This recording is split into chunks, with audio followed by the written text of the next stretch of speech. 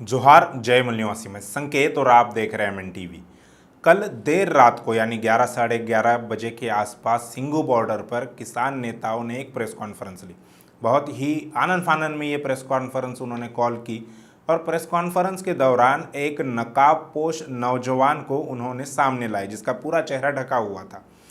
और उस नौजवान ने जो कुछ खुलासे किए वो बहुत ही चौंकाने वाले हैं। आमतौर पर मैं ये पेपर वगैरह लेकर आपके सामने नहीं आता हूँ, लेकिन ये बहुत सेंसिटिव विषय है, सेंसिटिव जानकारी है, इसीलिए कोई भी जानकारी मिस ना हो इसलिए पूरी तरह से मैंने नोट डाउन करके लाया है कि प्रेस कॉन्फ्रेंस में क्या क्या दावे किए गए और क्या मामला है।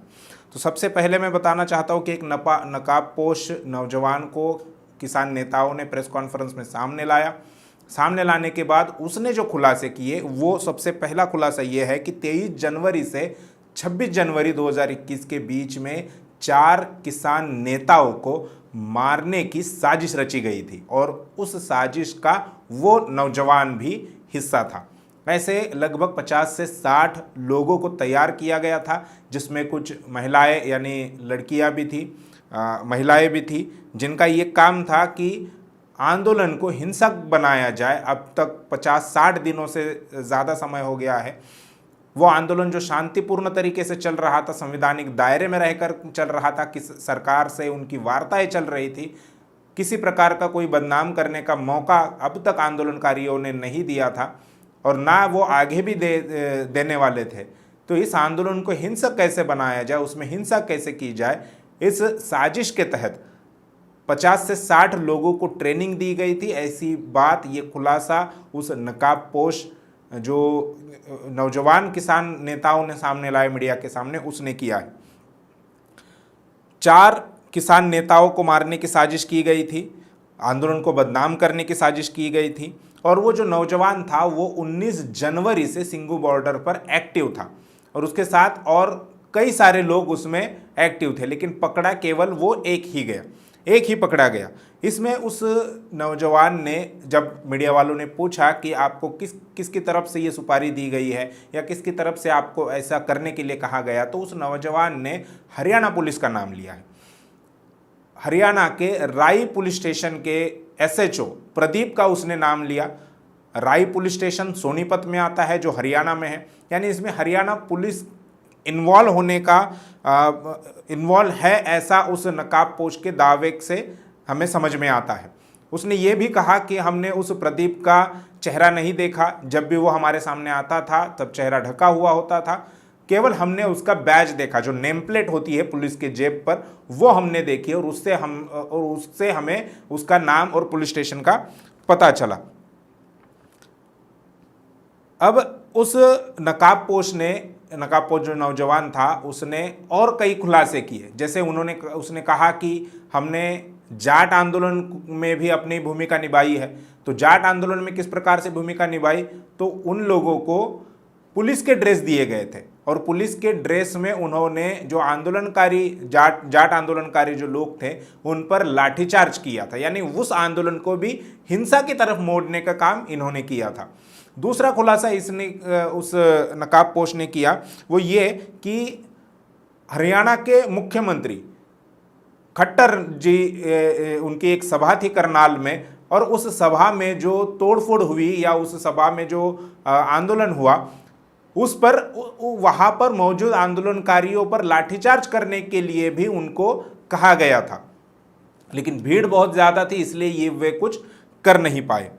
अब ये सारा जो हमें दिखाई देता है, वो नौजवान जब पकड़ा गया, नकाबपोश नौजवान जब पकड़ा गया तब उसके पास एक गन भी मिली, यानी हथियार भी उसके पास में था और उसने ये कहा कि जब 26 जनवरी को किसान ट्रैक्टर रैली दिल्ली में एंटर करेंगे, दिल्ली में जब प्रवेश करेंगे, तब दिल्ली पुलिस उन्हें बॉर्डर पर रोक लेगी और रोकने के बाद ये लोग, इनमें से कुछ लोग किसानों के पीछे से दिल्ली पुलिस पर फायरिंग करेंगे, गोलियां चलाएंगे और गोलियां चलाने के बाद दिल्ली पुलिस को ऐसा लगेगा कि ये किसानों की तरफ से फायरिंग हो रही है और जवाब में दिल्ली पुलिस भी फायरिंग करेगी या दिल्ली पुलिस भी कार्रवाई करेगी और उस दिल्ली पुलिस में भी, पुलिस के भेष में इनके ही कुछ लोग वहां पर मौजूद होंगे। इस प्रकार की साजिश रची गई थी। मीडिया और सरकार के द्वारा किसान आंदोलन को बदनाम करने की तमाम कोशिशें हो गई। फिर कभी इस आंदोलन को कहा गया ये खालिस्तानी आंदोलन है, इसमें खालिस्तानी लोग पैसा दे रहे, इसमें खालिस्तानी समर्थक घुस गए हैं। कभी मंत्रियों द्वारा कहा गया कि इसमें पाकिस्तान और चीन का हाथ है।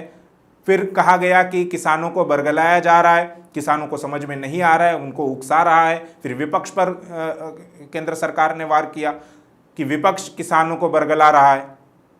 तो इस आंदोलन को तमाम कोशिशें होने के बाद भी यह आंदोलन बदनाम नहीं हुआ, शांतिपूर्ण तरीके से आंदोलन रहा।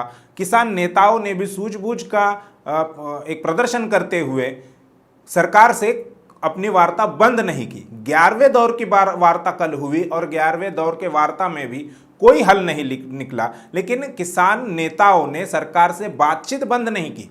हालांकि उन्होंने एक स्टेप ऐसा आया था कि उन्होंने कहा कि सरकार हाँ या ना में जवाब दे, लेकिन फिर उन्होंने वार्ता का जो दौर है वो लगातार जारी रखा।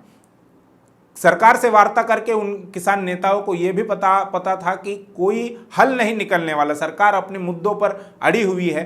जब 10वें दौर की वार्ता हुई तब सरकार ने कहा कि हम 1.5 साल के लिए इस कानून पर रोक लगा देंगे। हालांकि सुप्रीम कोर्ट ने पहले ही इस कानूनों के अमल पर रोक लगा दी है। सरकार ने कहा हम 1.5 साल के लिए रोक लगाएंगे। किसानों ने कहा कि हमारा ये मुद्दा नहीं है, ये हमारी मांग नहीं है, हमारी मांग केवल इतनी है कि ये तीनों कानून वापस लिए जाए। तो ये पूरी शांतिपूर्ण तरीके से यह आंदोलन हो रहा था। कहीं पर भी इस आंदोलन को बदनाम करने की थोड़ा सा भी मौका ना मीडिया को मिल रहा था, ना सरकार को मिल रहा था। लेकिन ये बड़ी साजिश यहाँ पर हुई है और इसका खुलासा कल किसान नेताओं ने प्रेस कॉन्फ्रेंस के द्वारा किया गया है। इसके पहले हमने देखा है कि 2 दिन पहले लंगर, जो वहाँ पर सिंघू बॉर्डर पर लंगर लगाए गए हैं किसानों को, जो आंदोलनकारी किसान हैं उनको खाना खिलाने के लिए, तो उस लंगर को भी आग लगाने की कोशिश की गई। और ऐसे ही एक शख्स को 2 दिन पहले किसानों ने वहाँ पर पकड़ा था। तो ये एक वारदात हुई। कल 11वें दौर की जब वार्ता हो रही थी तब दिल्ली पुलिस ने किसान नेताओं के एक गाड़ी पर हमला किया, उसके कांच तोड़े गए। ये वीडियो भी काफ़ी वायरल हुआ, उसकी तस्वीरें सोशल मीडिया पर वायरल हो गई।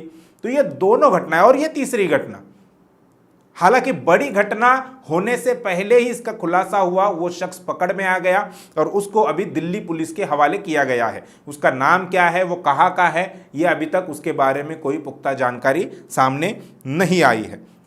और इस पर किसान नेताओं ने आरोप लगाया है कि केंद्र सरकार का इस आंदोलन को बदनाम करने की कोशिश की जा रही है, जबकि ये हिंसा का आंदोलन नहीं है, हिंसा के द्वारा किया जा रहा आंदोलन नहीं है। शांतिपूर्ण तरीके से किसान अपनी मांगों को लेकर वहां पर आंदोलन कर रहे हैं।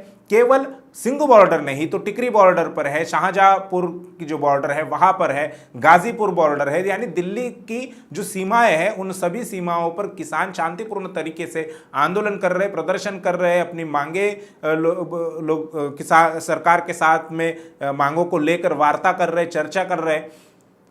इस आंदोलन को बदनाम करने की ये जो कोशिश, गंदी और बहुत ही गिरी हुई कोशिश सरकार ने की है, सरकार का प्रयास है कि इस आंदोलन को बदनाम किया जाए, ताकि समाज से, पूरे भारत से इस आंदोलन को जो समर्थन मिल रहा है, जो मॉरल सपोर्ट मिल रहा है, जो सेंटिमेंट्स है, उसको कहीं ना कहीं रोका जाए। सरकार ने वैसे प्रयास तो बहुत किए, मीडिया ने प्रयास बहुत तो किए, लेकिन उन्हें सफलता हासिल नहीं हुई है। और इस प्रकार की गंदी राजनीति, हालांकि किसान नेताओं ने हमेशा सरकार से कहा है कि वे हमें, यानी किसानों को विपक्ष के तौर पर ना देखें।